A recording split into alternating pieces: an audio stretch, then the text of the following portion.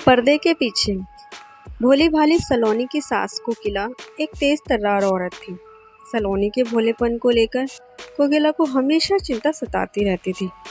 कोकिला, अरे मेरी भोली बहू, तू सचमुच कितनी भोली है। अरे तू जानती भी है कि दुनिया कितनी शैतान है। ऐसी शातिर दुनिया में तू अकेले कैसे रहेगी। सलोनी अपनी सासू माँ से, जहाँ बुराई होती है वहाँ अच्छाई भी तो होती है।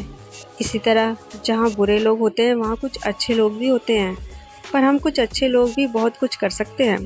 कोकिला, वैसे तेरी बातें ना मेरे सिर के ऊपर से जाती हैं, लेकिन एक बात तो मुझे अच्छे से समझ आ गई कि खून अपने खून पर ही जाता है। जैसे मेरा भगोड़ा पति मुझे और अपने बच्चों को छोड़कर भाग गया, उसी तरह मेरा नालायक बेटा भी तुझे अकेले छोड़कर भाग गया। इसलिए मुझे तेरी चिंता सताती है।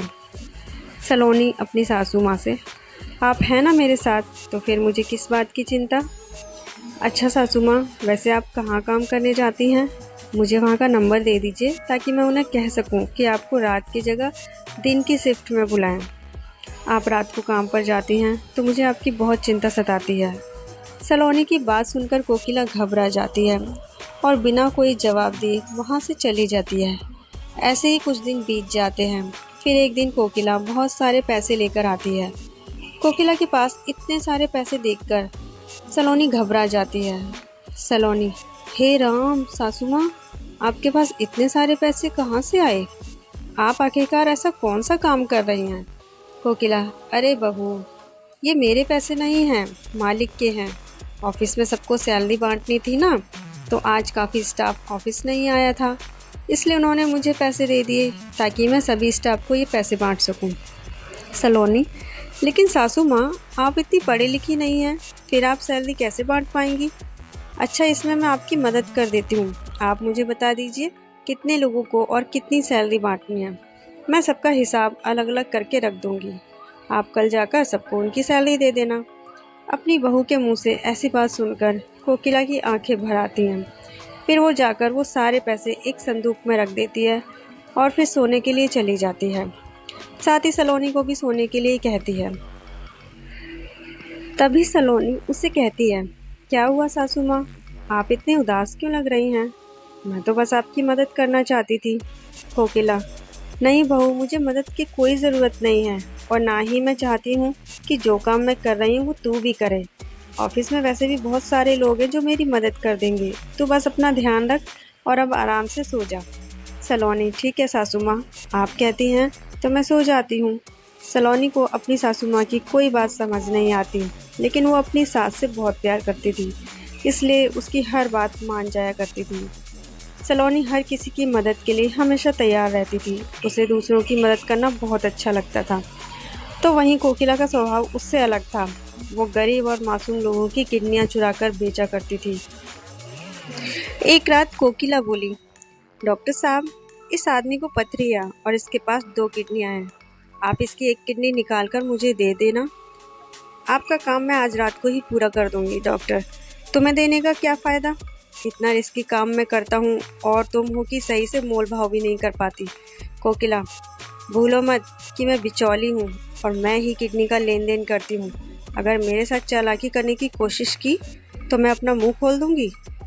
डॉक्टर, अच्छा ठीक है, धमकी जाकर किसी और को देना, लेकिन एक बात का ध्यान रखना, इस बार डील ज़रा अच्छी करना। लास्ट टाइम की तरह कम में मत करना।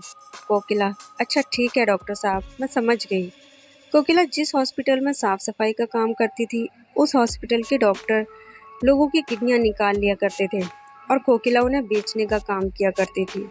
एक दिन कोकिला को हॉस्पिटल जाने में देर हो रही होती है, तो वो जल्दबाजी में घर से निकलती है और अपना पर्स घर में ही भूल जाती है। सलोनी उसको रोकने की बहुत कोशिश करती है, लेकिन कोकिला को उसकी आवाज़ सुनाई नहीं देती। उसका पीछा करती है। सलोनी भी हॉस्पिटल पहुंच जाती है। जब वो अपनी सास को हॉस्पिटल में जाते देखती है तो उसे बड़ा गर्व महसूस होता है। सलोनी, अच्छा तो सासू माँ इस हॉस्पिटल में काम करती हैं। न जाने क्यों, लेकिन पिछले कुछ दिनों से मेरे पेट में बड़ा ही दर्द हो रहा है। अब हॉस्पिटल आ ही गई हूँ तो क्यों ना डॉक्टर को दिखा लूँ। सासू माँ यहाँ काम करती हैं तो मेरा इलाज कम पैसों में हो जाएगा। इस बात से बेखबर सलोनी कि उसकी सासू माँ एक किडनी चोर है। सलोनी उस हॉस्पिटल में अपना इलाज करवाने डॉक्टर के पास जाती है, जहाँ डॉक्टर उसके कुछ टेस्ट करते हैं और कहते हैं, डॉक्टर मैडम आपके पेट में तो एक गांठ है जिसका जल्दी ही ऑपरेशन करना होगा। अगर आपने अभी ऑपरेशन नहीं करवाया तो इससे आपकी जान को खतरा हो सकता है। सलोनी चौंकी और कहा, क्या इसी वक्त ऑपरेशन? डॉक्टर, जी हाँ, इसी वक्त। अगर आपका कोई फैमिली मेम्बर आया है तो उसे आप बता दो, और अगर नहीं आया तो फ़ोन करके उन्हें यहाँ बुला लो।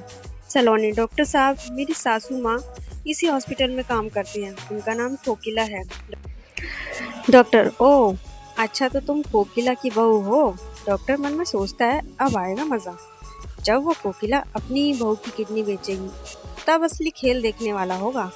अब पता चलेगा उस कोकिला की बच्ची को, जो खुद को मुझसे ज़्यादा होशियार समझने की कोशिश कर रही थी। इस तरह से डॉक्टर अपनी बेइज्जती का बदला लेने के लिए कोकिला की बहू की किडनी निकालने के लिए उसको ऑपरेशन थिएटर में ले जाता है। लेकिन तभी कोकिला साफ सफाई के लिए वहां पहुंचती है और बेहोशी की हालत में पड़ी अपनी बहू को ऑपरेशन थिएटर में देखती है। कोकिला, डॉक्टर साहब ये आप क्या कर रहे हो? ये मेरी बहू है और मैं अपनी बहू की किडनी चोरी नहीं होने दे सकती और ना ही उसे बेच सकती हूँ। डॉक्टर, बहू होगी तेरी, मेरी तो ये पेशेंट है, इसलिए इसके साथ भी वही होगा जो बाकी सब पेशेंट्स के साथ होता है। कोकिला, अगर तूने मेरी बहू को हाथ भी लगाया ना तो मैं तेरा सारा कच्चा चिट्ठा खोल कर रख दूंगी। डॉक्टर चिल्लाया, नर्स बाहर निकालो इसे यहाँ से, ये हमारे काम में दखल दे रही है। नर्स कोकिला को ऑपरेशन थिएटर से बाहर कर देती है। अब कोकिला के पास अपनी बहू को बचाने के लिए पुलिस को बुलवाने के अलावा और कोई चारा नहीं बचा था। इसलिए कोकिला ऑपरेशन शुरू होने से पहले ही पुलिस को वहां बुला लेती है और पुलिस के आगे अपने सारे गुनाह कबूल लेती है।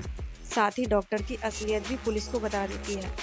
कोकिला, साहब मेरा नाम कोकिला है। जब मैंने इस हॉस्पिटल में काम शुरू किया था तो मैंने देखा कि डॉक्टर मासूम लोगों की जान ले रहा है, उनकी किडनियां निकाल रहा है। जब मुझे ये सब पता चला तो इन्होंने पैसे देकर मेरा मुंह बंद कर दिया, साथ ही मुझे भी अपने इस धंधे में शामिल कर लिया। मैं भी इनके साथ किडनी चोरी करने लगी। इन लोगों ने कई बार मासूम लोगों के इलाज के बहाने किडनी चोरी की और उनको बेवकूफ़ बनाया। पुलिस, तो फिर आज तुम्हारे अंदर ये इंसानियत कैसे जाग गई? कोकिला रोते हुए बोली, क्योंकि आज मेरी बहू की जान पर बन आई है।